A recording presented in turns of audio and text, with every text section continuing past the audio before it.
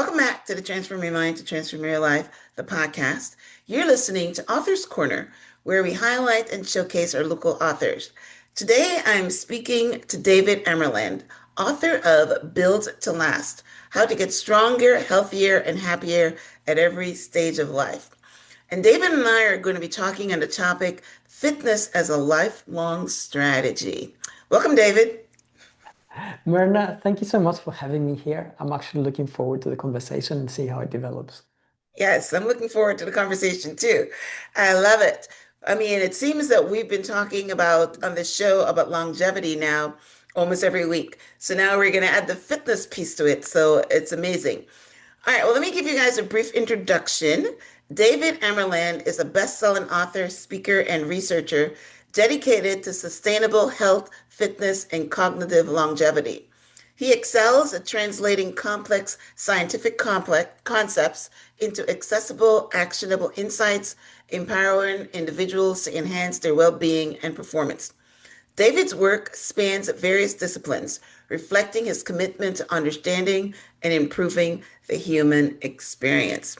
Well, thank you for sending me a copy of your book in digital form. So, a lot of my questions are taken from your book. And as we start off, your first chapter is on something that's called the paradox of fitness. So before we get into what are the paradoxes or the paradox of fitness, let's just, kind of, put a label on what you think fitness is. Okay, that's a great place to start. Now, we've all been conditioned since, ever since we're aware of how we look and the impact that has on us and others and the expectations of others. And we've been conditioned by culture and films and adverts and movies to think of fitness as a very specific type of capability. Strong, lean, capable, six pack, it sort of varies. There's a spectrum, but it's always within that spectrum that people actually think fitness is.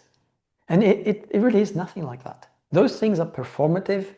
A lot of the images we take come from top flight performers, performers across the world of sports and competitive sort of disciplines.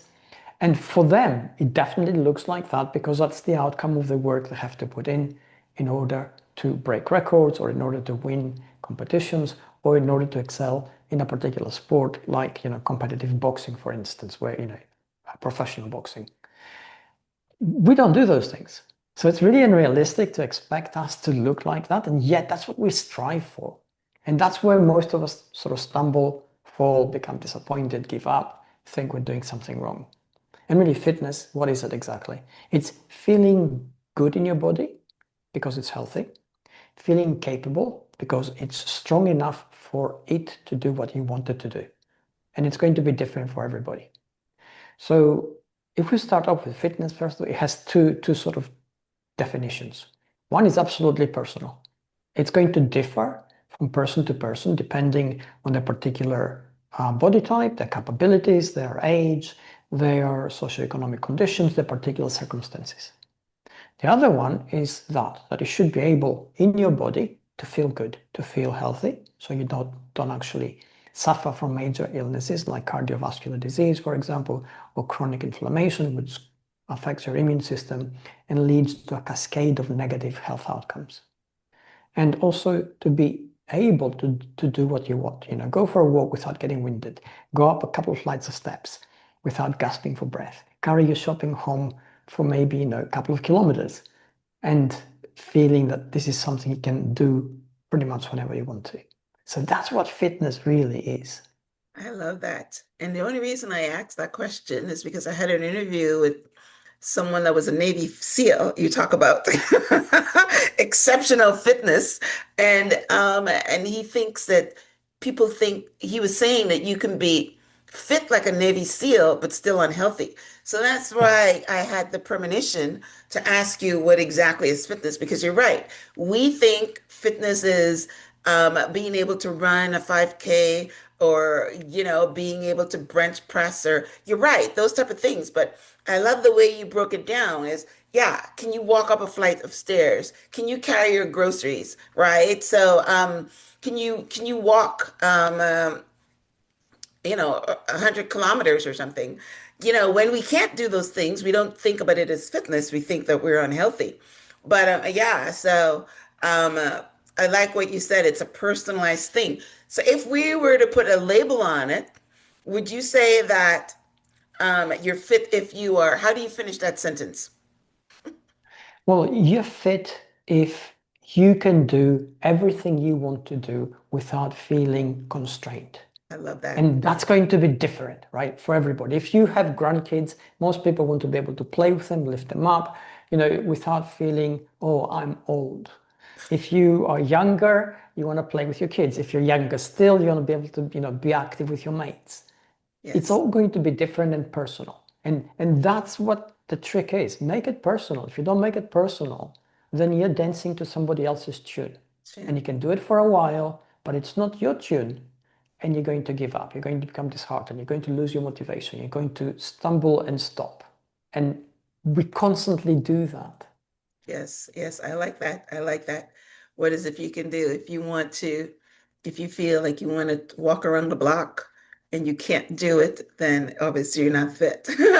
I heard a story of a guy that was couldn't, walk up the stairs without being winded, and he decided that he Mm. was going to do something about it. And he started doing something about it, and he ended up running Ironman competition. So he took it to the extreme. All right. All right. So now that we have, put a label and we've introduced what real fitness is, it's not what you see in the movies, not the Olympic champions, but personalized for you. What are the paradoxes that you talk about in your book? Well, the paradox is that we are surrounded by images of fit people when bombarded by messages to be fit. We are subject to government programs that are being pushed at us. We are subject to constant advertising. We spend on almost $1 billion a year on fitness Mhm. globally, and we're nowhere fit as we should be. 48% of us don't exercise at all.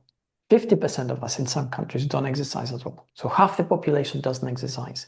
The World Health Organization projects that by 2050, 25 years from now, half the world's population everywhere is going to be either seriously overweight or obese. It's tragic. And you think, well, why is that? And it's not lack of motivation. We're spending money.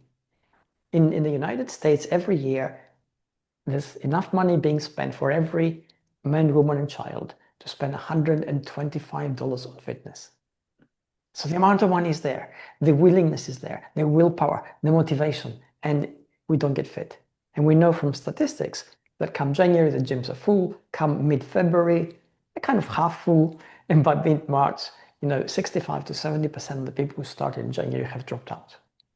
And we need to ask why. And there are fundamental reasons for this. I mean, fitness is difficult because what we understand by fitness today in terms of an activity, physical activity which we undertake, it's a stressor. It reflects, it's there to stand in for the physicality of the life we no longer have. And the life in the past, in everyday life, you had to climb stairs, you had to lift things, you had to, do all these things. And you were fit and healthy because you were doing them as part of your everyday life. We don't do that anymore. So now we have to substitute some kind of activity. It's a stressor. We're trying to willingly undertake it. We're surrounded by a whole lot of other stressors, and they overlay one on top of the other. End of December, we're at home, we're relaxed, it's Christmas, we're having a great time. We project that feel good sort of mood we're in into the future. We think we're going to start a new year, we're going to train, do all those things. Come January, it's cold, it's tiring. The stresses of everyday life accumulate, the challenges that the world throws at us begin to come thick and fast. So it's no wonder that by mid-February, so many have dropped out, and by mid-March, the majority have dropped out. So we need to be smarter than that. We need to do things differently because otherwise we go into this kind of hamster wheel where every year we do this thing, then we fall off. and then we do it again and we fall off, and it's not working. The figures, are tragic in terms of people Oh, suffering it's from. very true. It's very true. I mean, I heard a statistic that by Martin Luther King Day, which is January the 20th here, that most people, all their New Year's resolution is out the window. So you were very generous by giving them February. But yes, they do that because I understand what you just said. It is not part of their daily routine, and they come home from work and they're tired physically and mentally, and they don't have the they don't have the energy to do it. I'm laughing because something just played in my head where there's this guy on Instagram that comes on and talks about different things every day. And he was saying that whoever gets up at 4:30 in the morning to exercise, something is wrong with them. Because he's saying nobody in their right mind does that. But that's what you got to do. If you got to get up at 4:30 in the morning to exercise before you go to work, or you got to exercise after you come back from work. And there's very few people have that motivation to do it. So what is your solution? Well, we have to integrate physical activity in our lives as part of our everyday sort of lifestyle by doing small changes, simple things. Instead of taking the lift or the elevator, you take the stairs. Instead of sort of going by car everywhere, you park a little bit further away, or you substitute the car for short distances and you put in the time to actually walk there and back. When you're at home, you do housework, but knowing that the housework which you're doing, instead of being something which you need to sort of zone off and put out of your mind, is actually part of physical activity that you engage in. And this is really important. Our awareness of what we do impacts the effect it has upon us. And there's studies on this. They studied hotel maids, they saw they Yeah, had to I control heard goods. about that hotel maid Yeah, study. Yes. yeah. And that's crazy because the ones who were told what you're doing is exercise, they improved all their biomarkers. They improved their blood pressure, they improved their waist to hip ratio, they improved their muscle mass. The ones who are doing exactly the same work, but kind of blindly, because it's work, like drudgery, they showed no improvement. Right. So this is the mental component. We need to actually begin to dial our attention into what we do and become a little bit more intentional in our lives. And if we do that consistently, and there are studies that show that if you exercise for 1 minute, do something physical for 1 minute is nothing, right?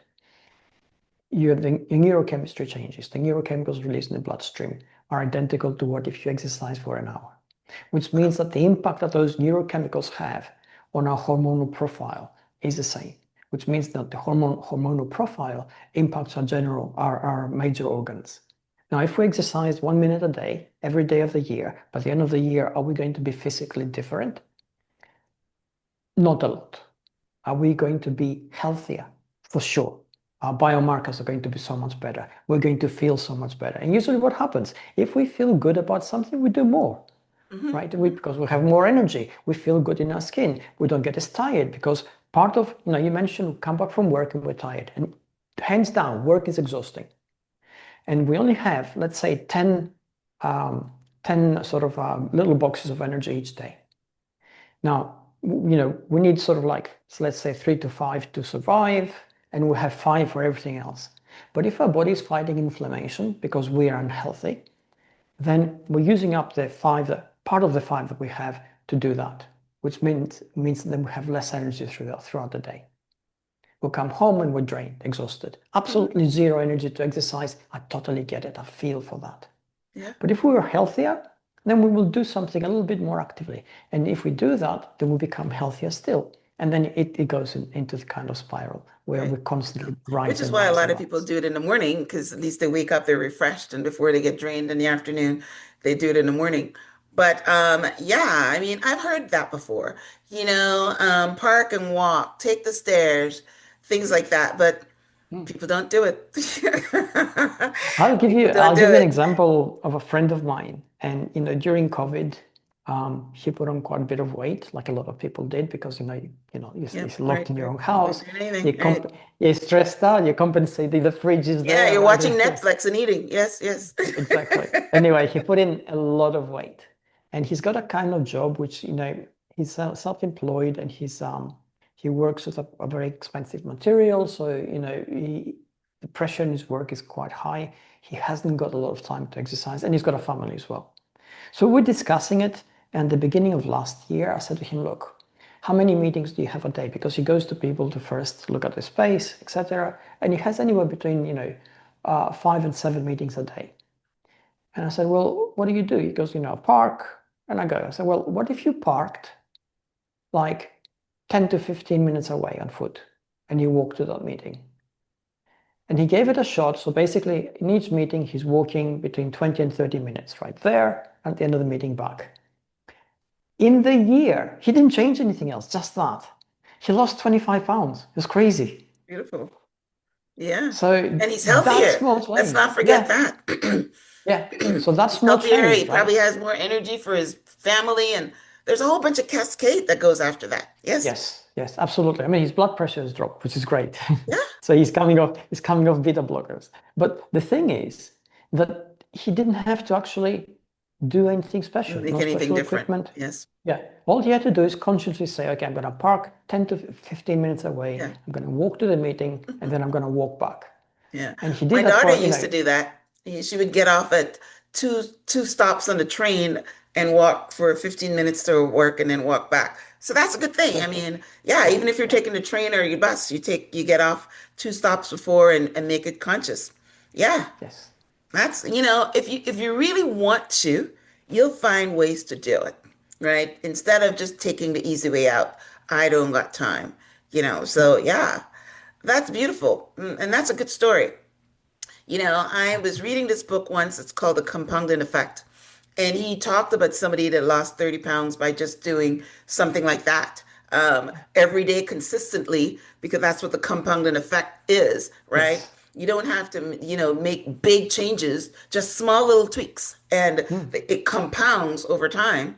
And that's what you do, absolutely. right? So he was saying that if you look at it in 3 months, you might not see anything. If you look at it in 6 months, you might not see anything. But after a year, which is the statistic that you did, after a year, you do see a difference and a benefit. But again, a lot of people I've seen, Instagram reels where somebody runs around for 5 minutes and jump on the scale and nothing happens because they're looking for instant gratification.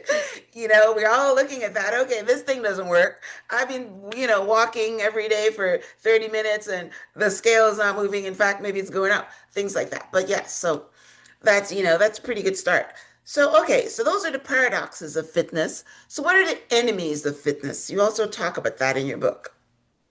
Well, the primary one is us. I mean, you already mentioned that people exercise 5 minutes, leap on the scales. I've seen people in the gym, right? They, in the first lesson, they lift a few weights and they go and pose in the mirror like they're gonna see muscles pop out. It's not going to happen, right? And we need to be realistic about that. We need to understand that what we're trying to do is change our physicality. It's energetically expensive. The body doesn't want to do it because it has a kind of ancient logic. It tries to manage our energy for survival in order to allocate energy to change physically, to build bigger muscles, for instance, which are energetically expensive, to break down fat cells, and well, not break down fat cells, but break down other tissue and build other tissue up, and empty fat cells, change their whole system of managing energy is difficult for it, and it doesn't want to do that. So in order to do that, we need to be consistent. And you already mentioned consistency to your credit. So yeah, consistency essentially sends a persistent signal to the brain from the body that says, hey, I need to do something because what I'm doing is not good enough. I need to be, perhaps better lungs, capillaries, so oxygenate better. I need to slim down and lose some weight. I need to build up my muscles so I'm stronger. Then the brain sends a signal to the body and says, you better start preparing for these changes. And if the signal is persistent, the body will do it. So yeah, so that's the main enemy. It's us, our expectations. We expect things to be kind of instant. And the other thing, of course, is we constantly talk ourselves down. We have this negative voice in our head that tells us you're not good enough, you can't do this, you shouldn't be doing this way, you're just never going to do it. And that voice is there also for an ancient reason. It's there to protect us. When we first came out of the caves and two guys came out and It was a beautiful day, and one of them said, "Hey, why don't we go over those mountains and see what's on the other side?" And his friend looked at him and said, "Are you crazy? We don't know what's on the other side. You may get eaten by tigers. We haven't don't know what's between us and the mountains. We get other tribes people who have no support network. How are we going to get food?" And the adventurous guy said, "You know what? I'm going to do it anyway." And he did it, right? And he never came back. So the one who stayed was the one who had a negative voice, which we hear all the time, that tells us, you can't do this. You shouldn't be doing this. You should be careful about this. And you're not good at it. That's a survival mechanism for the past. Hmm. We're not in that past anymore. We can do pretty much anything we want without our sort of our life being in danger. And we should think, okay, I hear the negative voice, great, it's there to protect me, but I'm going to be consistent, be persistent. I'm going to ignore the fact that it belittles me every time I fail. Yeah, that's pretty good. And Yes, yes. yeah, You always said you can't do it. You always said you can't do it until you do it. All right. Yes. yeah, Okay. So well, the question I have here next is how do we get our brain involved in our fitness goals? But I think you just answered that. Did you talk yeah, about, letting your brain know that you're going to do something, or even the study of the maids that, consistently they knew that they wanted to lose weight or something and they worked and they put that in their brain. Is there anything else that you want to touch on there as far yeah, as getting the absolutely. brain The involved? Mhm. yes, we we should be present. A lot of the times what happens, we go to the gym and we're tired.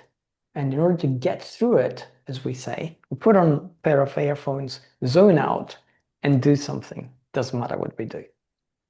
And there are studies again on this. We get two people doing exactly the same thing. One is lifting weights perhaps in a specific way, and the other one is doing the same thing, or perhaps they're, walking on a treadmill.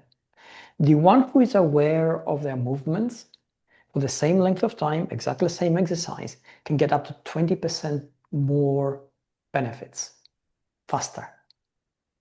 And again, it comes down to that. If you're present, the signal the body sends to the brain and the brain then sends back to the body is persistent, it's stronger. So the adaptations that we want, which are the changes we're looking for, are going to be faster.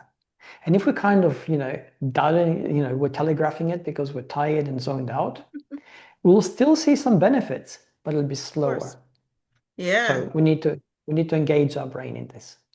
Well, that one is for me because when I'm walking, I'm listening to books and I'm involved in my books and I'm not even aware that I'm walking and that's my high. And when I go to the gym, I use music. But yes, yeah, so I'll try to be present more. Yes, Yeah. that one is for I me. mean, So if you that's say, good. everybody's guilty of that, especially when it's walking, right? Because it takes a long period of time Yeah. and we get bored, right? Really get bored because we're not in nature. We're usually on treadmills. So, the scenery doesn't change. The treadmill makes a noise. But here's what happens, right? If you are aware of how you move, your body will work to create efficiencies of energy. And the efficiencies you're looking for are rooted in the adaptations that you seek. That's what efficiency is. That's what, we talk about technique in sport. It doesn't matter how good a performer, how athletic somebody is. The first time they are shown something, they do it wrong. Why? Because they haven't got the absolutely necessary adaptations. But if they do it again and again and again and again, what happens? They become better at it. The technique improves. What does that mean really, technique improving? It means adaptations take place where specific muscle groups get stronger, fitter, more flexible. Then the energetic load on the body drops and the body becomes more efficient. So if you're aware of how you're walking, how you move your arms, how you move your torso, where you place your feet, and you actually are feeling it, the adaptations you seek will happen faster. I like that. For a short time in my walk, because I walk for about an hour, I do like a walking meditation where I am aware, but for 90% of the time I'm not. But yeah, I will take that into consideration. Thank you very much. You're welcome. Yes. All right. So our topic today is fitness as a lifelong strategy. So how do we Yes. incorporate fitness as a daily habit as we get older? Yeah, I mean, when you're younger, you can go pump the iron in the gym and you can run, you can do all these different things. When you get old, are you limited to just walking or tai chi or what can you do? No, I mean, you can pretty much do anything, but you can't go from zero to anything just like that. You have to build up to it. And we mentioned earlier exercising 1 minute a day. That feel good factor at the end of the year, if you do it for a year, enables you to do more because you feel good in who you are. When you feel good in your body, you move it better, you move it more.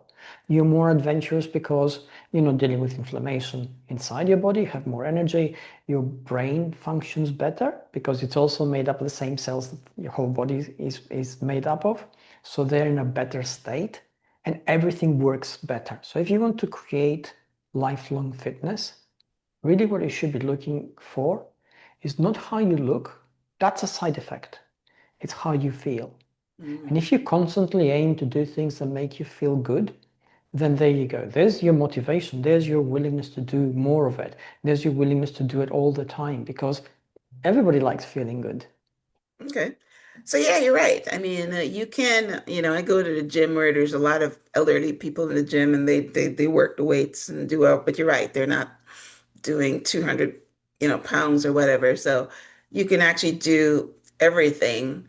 But I like what you said. You don't start one day and say you're gonna lift this heavy weight. You just go gradually, or maybe you just need to be moving, whether it doesn't have to be heavy weights. You just need to be walking.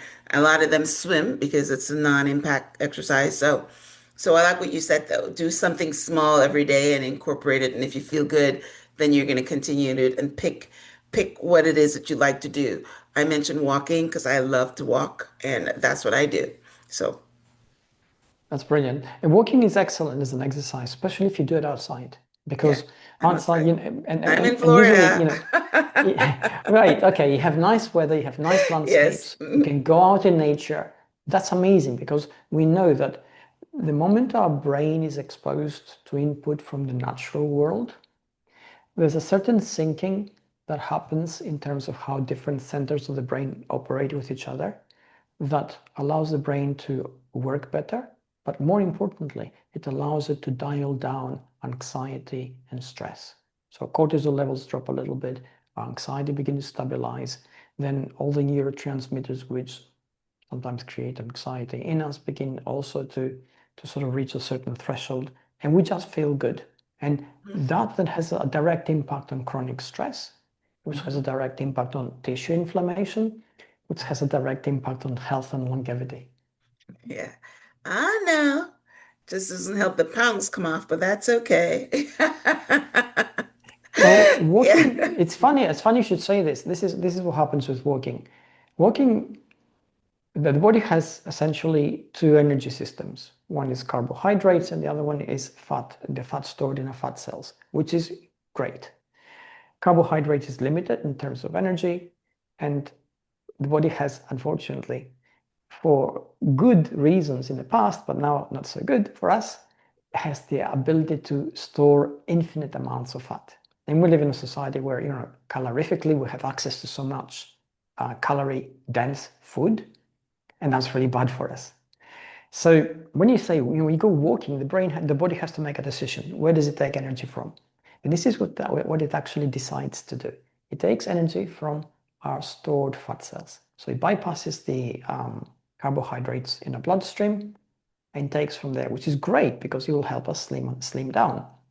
Fat, however, is energy dense. Small amounts of it can power, release a lot of energy. So the fat loss is very, very slow, and we have to be patient, have to be consistent, we have to vary the distance sometimes, and not the pace, but the distance for sure, to allow the body to work in different things. And it will happen, but it does take It that takes a time. So long time, right? yeah, I appreciate what you're saying. Yeah, but you said something a minute ago that I've adopted. It's not how you look, it's how you feel. And I feel great. Yes, yes. Great. Okay, that's brilliant. And you Yes, started off earlier that he said, you talked to a Navy SEAL and he said he was fit, he was amazing, he was not necessarily healthy. right. And there is that. We have people who can look extremely fit, they can perform athletically to an extremely high standard, but they're not necessarily healthy. What do we mean by that? Well, this is what we mean by that. They push their body to such a level that they are under fueled. They have certain amounts of inflammation. Their sort of immune system is suppressed because of the stress that they're under. And although they look great and they perform really well, a simple cold can really knock them out. It's Uh-huh. because they're on that knife edge. So conflating the way we look with the way we feel and how healthy we are is not always a very good indicator. Yeah, it's not So there. And that's exactly what he said. Yeah, all his joints hurt, and he was under a lot of inflammation, and because he kept pushing himself, and his body said stop, he kept going because he's got the Navy SEAL mindset. Again, yep. mindset is the big thing. So that's great. All right, so let's talk about your book, Okay. Built to Last: How to Get Stronger, Healthier, and Happier at Every Stage of Life. Why did you write it, and what do you want readers to walk away with after reading? After, well, I wrote it because I was intrigued by the question. Now, every book I write usually comes down in a very broad strokes to a simple answer to a relatively simple question that is not easy to answer. And the question here was, why is fitness so hard? Mm, Why can't we get it easily when so many of us want it so badly? So that's what the book is there to answer. And it gives people a blueprint which allows them to customize what they do. So the fitness actually fits their life as opposed to some kind of fitness plan which they're going to try and shoehorn into everything they do. And if I want people to take anything away from it, I'll say these three things. When it comes to fitness, make it personal, make it mean something for you, make it possible. Work to integrate what you're doing so that you do it as easily as possible. And then make it persistent so that you're consistent in what you're doing. And if you do those three things, you will definitely feel the difference. And that difference will be primarily, in the first instance, how you feel, it'll be internal, and then it will start becoming external. mm.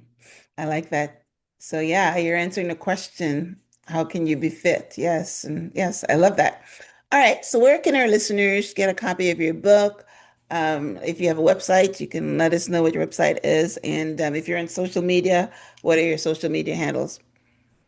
Right, you can find the book on Amazon or any bookshop, really can be ordered from that. If you order online and you want to support your local community, if you go to bookshop.org and order it, then you can pick it up from your local bookshop and they also get a cut. And this is a great way to support your local community and your local shops. You'll find me at davidamerland.com. If you Google my name, all my socials come up. I put a lot of stuff out there. I share openly what I find, which excites me, and you can benefit from that. Beautiful. So davidamerland.com is your website, and that's also your social media handles. Yep, yep. You'll find most of them there. But like I said, if you Google my name, they'll come up Okay, anyway. it'll come up. Right. Okay. Awesome. All right, David. I really enjoyed this conversation. Yeah, because fitness is my goal, and it's my goal because I want to have a healthy health span and not just a lifespan. So that is my mindset for why I do it, and I always make time for it. So, I know a lot of people that don't make time for it. And so it's great that we have this conversation and have this conversation often. And I like the fact that you said that, 1 minute is a bit small, but even if we say 5 minutes a day, well, you're doing something, right? There's a time when people can, Absolutely. Yeah. yeah, pull up a YouTube video or something and do 15 minutes or doing something, you know what I mean? So I'm glad you're saying that, start small and then you can go longer, but do something. And what we talked about as far as taking the stairs, parking a little further on, and don't say, "Yeah, I got a parking lot right in front." People always think it's a blessing when they get a they get a parking lot right in front of the store, but it's not really a blessing. Park the car further out and walk, right? So those are all good things that people know, but they just don't do it.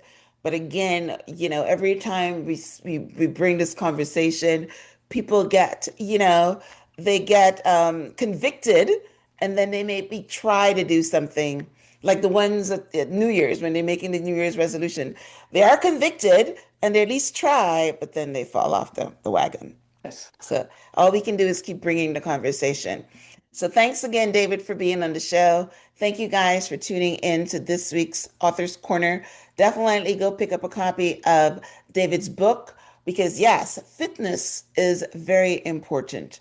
And again, we're not talking about the Olympic stars or the Navy SEALs. We're just talking you doing things that you do every day and you do them without huffing and puffing.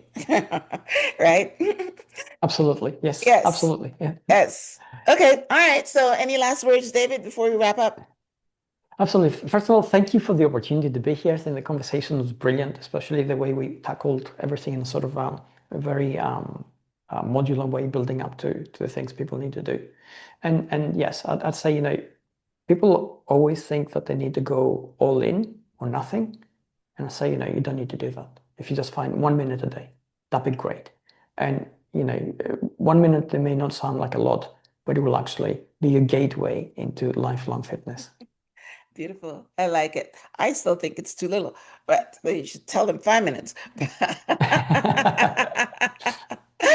But yeah, I mean, that's not bad. I remember when I was doing jump rope. You can do that for 60 minutes, and that's a lot of work for 60 Yeah. minutes worth of jump rope. So I understand it. Yeah, whatever you do, you can do for 1 minute. Right. So that's great. All right, David. Thank you again for a great conversation. Thank you guys for tuning in. Until next time, namaste.